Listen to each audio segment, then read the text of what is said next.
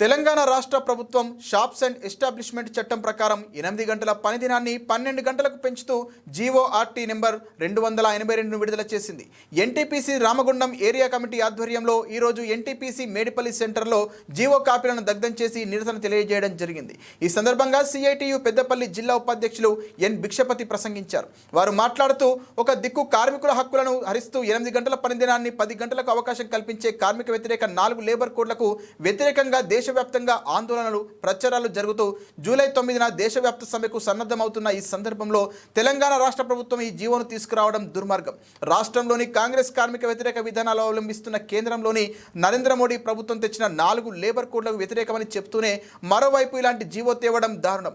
ఈ జీవోను తెచ్చి కార్మిక వర్గంలో అనేక గందరగోళాలు సృష్టించడమే కాకుండా ఒక దిక్కు వారంలో 48 గంటలు అని చెప్తూనే 6 గంటల తర్వాత అర్ధ గంటకు తగ్గకుండా విరామం తప్పనిసరి ఇవ్వాలని పేర్కొనడం అంటే కార్మికుడు మరో 6 గంటలు చేయించుకునే అవకాశం యాజమాన్యాలకు, పెట్టుబడిదారులకు, వ్యాపారస్తులకు వెసులుబాటు కల్పిస్తోంది. తెలంగాణ రాష్ట్ర ప్రభుత్వం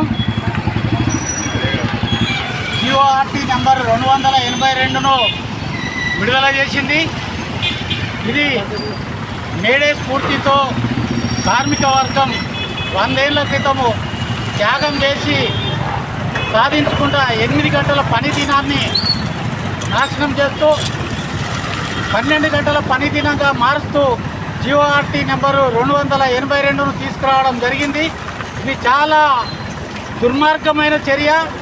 కార్మిక వర్గాన్ని, పెట్టుబడిదారులకు, వ్యాపారస్తులకు కట్టుబానిసలుగా చేయడానికి ఈ యొక్క గందరగోళమైన జీవోను తీసుకురావడం జరిగింది. ఈ జీఓఆర్టీ 282 ప్రకారం ఒక దిక్కేమో 12 గంటలు అని అంటారు, 10 గంటలు ఒక లైన్లో చెప్తారు, మరొక లైన్లోనేమో వారంలో 48 గంటలు చేయాలని అంటారు. ఈ పొంతన లేని ఒక దీన్ని తీసుకొచ్చేసి మేము 10 గంటలు పెంచట్లేదనే ఒక బూటకపు క్లాజు తీసుకొచ్చి కార్మికులను మోసం చేసి పబ్బం కట్టుకోవాలని చూస్తున్నారు. కానీ వాస్తవంగా ఈ జీవో ప్రకారం కార్మికులు 12 గంటల వరకు కూడా పనిచేయాల్సిన పరిస్థితి ఏర్పడుతుంది. నామమాత్రంగా 2 గంటలు ఓటీ ఇస్తామని చెప్తున్నారు, కానీ ఆచరణలో ఓటీ ఇచ్చేవాడు ఎవడూ లేడు. ఈరోజు షాప్స్ అండ్ ఎస్టాబ్లిష్మెంట్ యాక్ట్ ప్రకారంగా షాపింగ్ మాల్స్, షాపులు, తదితర చిన్న పరిశ్రమలు వీటిల్లో పనిచేసే కార్మికులు ఇప్పటికే 8 గంటల పని దినం ఉన్నప్పటికీ 10 గంటలు, 12 గంటలు పనిచేసే పరిస్థితి ఉన్నది. పొద్దున 10 గంటలకు షాపు ఓపెన్ చేస్తే మళ్ళీ రాత్రి 9, 10ంటికి ఇంటికి పోయే పరిస్థితి కార్మికులు ఉన్నారు. మరి చట్టాన్నే 12 గంటలుగా మారిస్తే ఇక వాడు పిల్లలను చూసుకునే పరిస్థితి ఎక్కడ ఉంటుంది?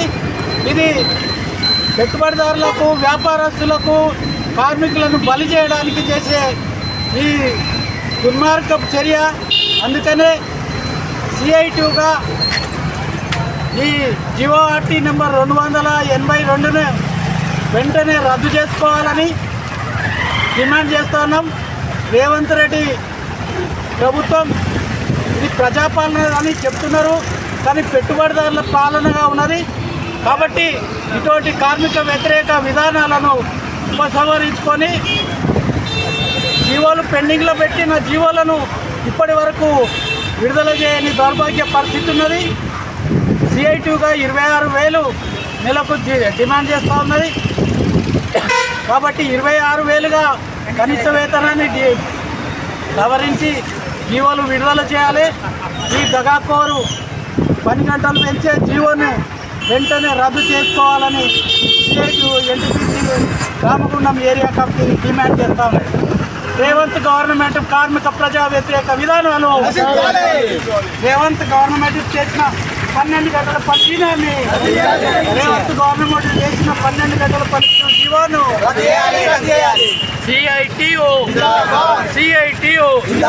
కార్మికుల ఐక్యత తిప్పికొట్టండి. ఈ యొక్క కార్మిక వ్యతిరేక జీవోను తిప్పికొట్టండి. కార్మిక వ్యతిరేక జీవోను ఓకే.